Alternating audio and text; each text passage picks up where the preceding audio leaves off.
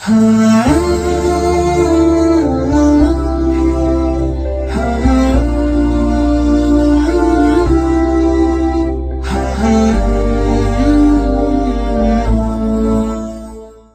باللہ من الشیطان الرجیم، بسم اللہ الرحمن الرحیم، استغفر اللہ ربی و اتوب الیہ۔ ناظرین محترم، میں آپ کے سامنے مسلسل روحانی بیماریوں کا قرآنی علاج اس عنوان سے گفتگو کر رہا ہوں۔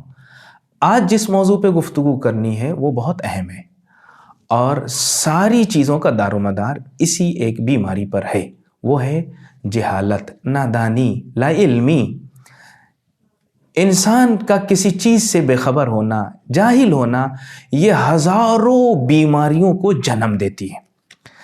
جہالت دو معنی میں ہے، علم کے مقابلے میں یعنی کسی چیز کا نہ جاننا، یعنی کسی چیز کو بغیر علم کے انجام دینا، یا جہالت کا دوسرا معنی، نادانی کا دوسرا معنی بے وقوفی ہے۔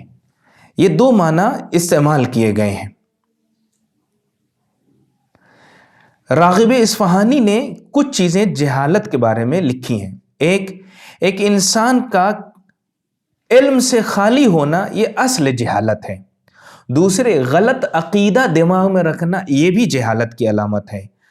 اور غلط عقیدہ جو حقیقت سے جس کا کوئی لین دین نہیں ہو اس کو بھی ماننا، یہ بھی جہالت کی علامت ہے۔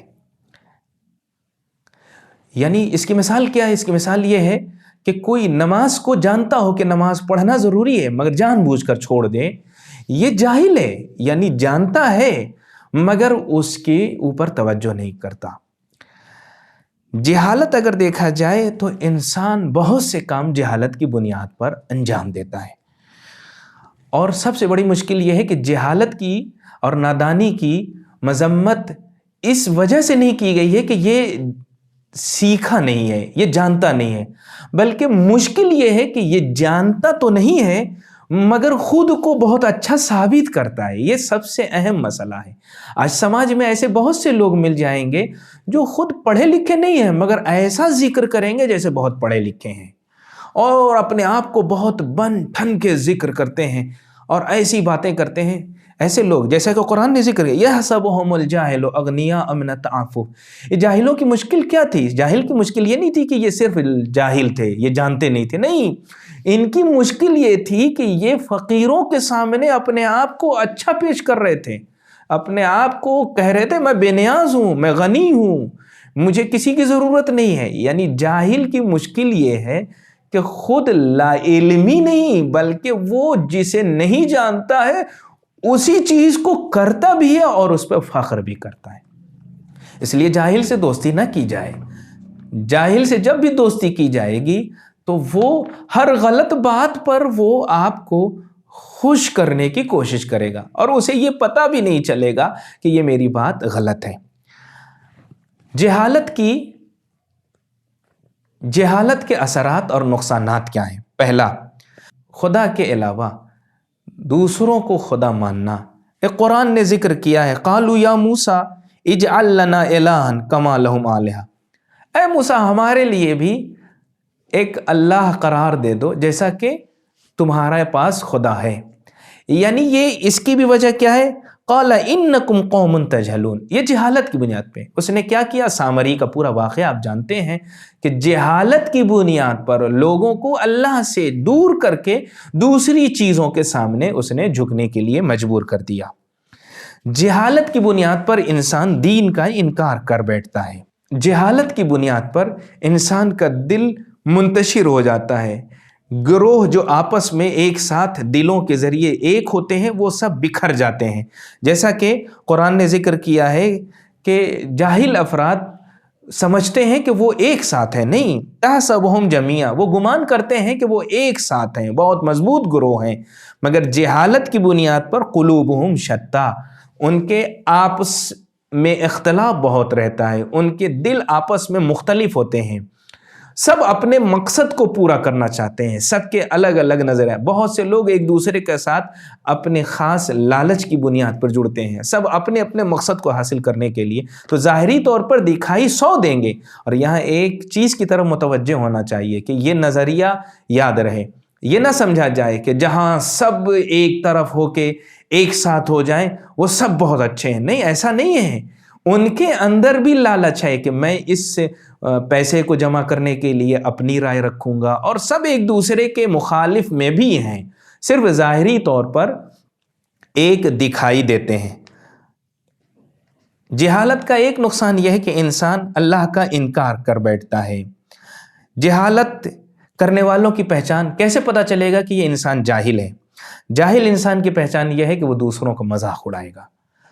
جو بھی دوسروں کا مذاق اڑائے گا اس کا مطلب ہے کہ وہ عقل نہیں رکھتا۔ نادیتم الی الصلاۃ اتخذوها ہزوا ولعبا ذلک بانہم قوم لا یعقلون۔ یہ جو مذاق اور مستی کر رہے ہیں نا، یہ وہ لوگ ہیں جو عقل نہیں رکھتے، یعنی جاہل ہی افراد کسی کا مذاق اڑاتے ہیں۔ جاہل جو ہیں، جہالت کی بنیاد پر انسان بیجا توقع کرتا ہے، یعنی اب ظالم سے کوئی نیکی کی امید کرے، یہ جہالت ہے۔ جاہل کا مطلب یہ ہوا، جہالت کا مطلب یہ ہے کہ اسے یہ نہیں معلوم کہ ظالم کسی کو بھی بخشے گا نہیں۔ جب بخشے گا نہیں تو پھر اس سے امید لگانا یہ بھی صحیح نہیں ہے۔ وہ جہالت انسان کو گناہوں سے ملوث کر دیتی ہے، گناہوں سے انسان آلودہ ہو جاتا ہے۔ جو گنہگار انسان ہوگا وہ کیوں گناہ کر رہا ہے؟ گناہ کرنے کا مقصد ہی یہی ہے کہ وہ اس چیز سے جاہل ہے، وہ اسے نہیں جانتا، اس کے بارے میں اس کے پاس علم نہیں ہے۔ اب جب جہالت پورے قرآن کو آپ دیکھ سکتے ہیں، بہت سی قوموں کے جو حالات، ان کی نابودی صرف اسی بیماری کی وجہ سے کہ وہ ایک تو جانتے نہیں ہیں، اور ستم یہ ہے کہ اپنے آپ کو سب سے زیادہ جانکار ثابت کرتے ہیں۔ آج آپ دیکھ سکتے ہیں شعر و شاعری کا کوئی قاعدہ قانون معلوم نہیں ہے، مگر بات ایسے کریں گے جیسے دین انہی کی زبان سے اب صادر ہوگا۔ آیات و روایات اصلاً نظر نہیں ہے، قرآن دیکھ کر پڑھنے نہیں آتا، مگر مجلسوں سے ایسا ظاہر کریں گے کہ ان سے زیادہ دین بتانے والا کوئی نہیں ہے۔